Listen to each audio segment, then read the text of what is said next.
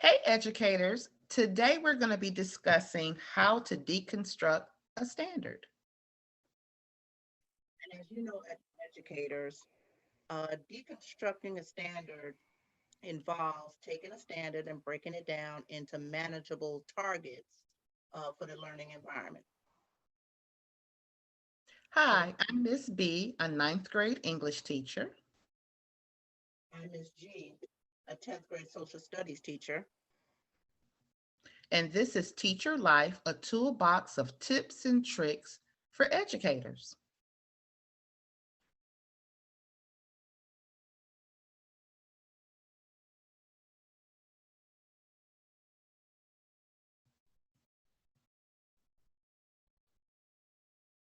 So today we're going to be looking at one way to definitely deconstruct a standard.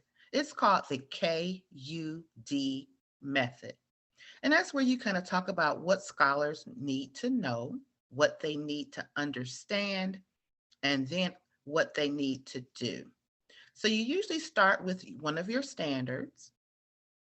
You read through, and the deconstruction part is by you just break it down and you can brainstorm all of the different things, ideas, skills that the scholar would need to know. Then you go through and you look at what big concepts or ideas, deep understandings the scholar needs to literally understand to master the standard. And these items could be your talking points, notes that you actually give the students. And then the last thing with that KUD is the do. That's where you list out the different tasks a scholar will complete to show mastery of that particular standard. And these things, these tasks can also become your learning standard, sorry, your learning targets and success criteria if your school asks that you provide those to your scholars. Also, one last thing, your know, understand, and do comments, statements, and notes that you create as you deconstruct the standard need to be in student friendly language because at the end of the deconstruction, you will have some learning targets, and it's the student talking. I am learning, and then, for example, I'm learning how to write an argument. And then the success criteria will be the student still talking, right? Um, I am successful when I create a 3 point thesis statement to start off that argument essay.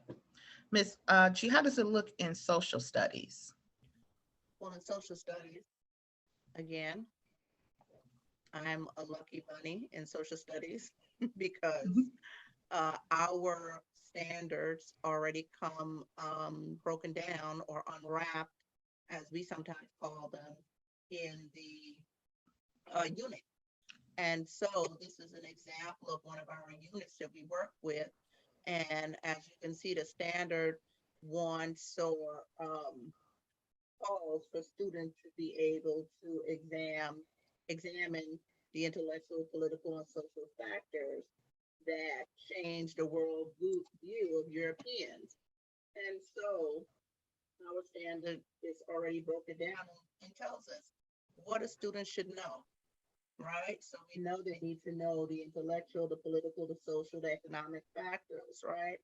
And so what should they be able to do? And as we look at the concept, right, we would actually created just a graphic organizer where they would, or for this assignment, they researched like the political, social, economic factors that changed the European worldview, and it was specific to the Enlightenment thinkers and the scientific revolution. And so when they were done, we did like a gallery walk with this. You know, students did research, they put it on a gallery walk, and then other students walked around, gathered information, and then they had to do a writing piece assessing or analyzing this information to come to that conclusion and be able to answer the question, the essential question that talked about what were some of the intellectual, what were some of the political, what was some of the social and economic factors that changed the European worldview. And so it became nicely broken down. It came with assignments, but we adapt those assignments as well. But this is what it looks like in social studies as we unwrap the standards. Okay, so what it looks like is that no matter what the subject matter is, each standard, when it's deconstructed, kind of gives the teacher a roadmap. Are they going to examine? Are they writing? What are they going to do?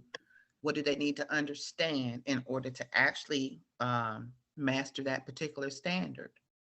Agreed, agreed. And also, in addition to, some teachers come in, they don't know how to deconstruct the standard.